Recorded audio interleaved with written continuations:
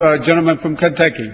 Thank you, Mr. Speaker. Now I'd like to recognize the distinguished member of the Ways and Means Committee, the gentlewoman from Florida, Ms. Brown-Waite, for such time as she may consume. Gentlewoman from Florida is recognized.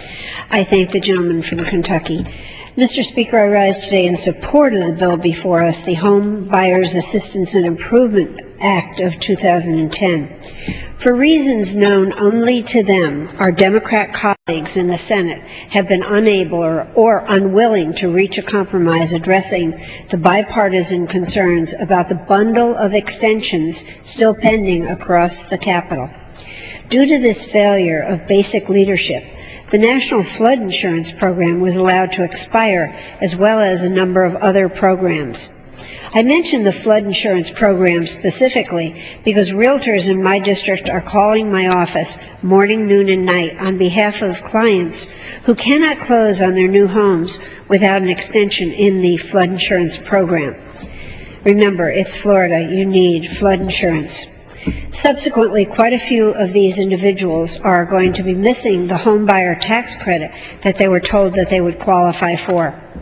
Say what you will about the tax credit, but in my view, if the government says it's going to do something, like anybody else, it better follow through. And frankly, at this point, I'm not sure that the Democrat majority is even capable of doing that. If you can't muster up enough votes to ram your agenda through despite opposition from your own members, or you're faced with the prospect of actually having to pay for something, isn't that unique? This government comes to a screeching halt. On most issues, my constituents and I think this liberal legislative meltdown is a blessing. But on matters where families and small businesses have made financial decisions based on expectations that the government would keep its word, we do demand and deserve action.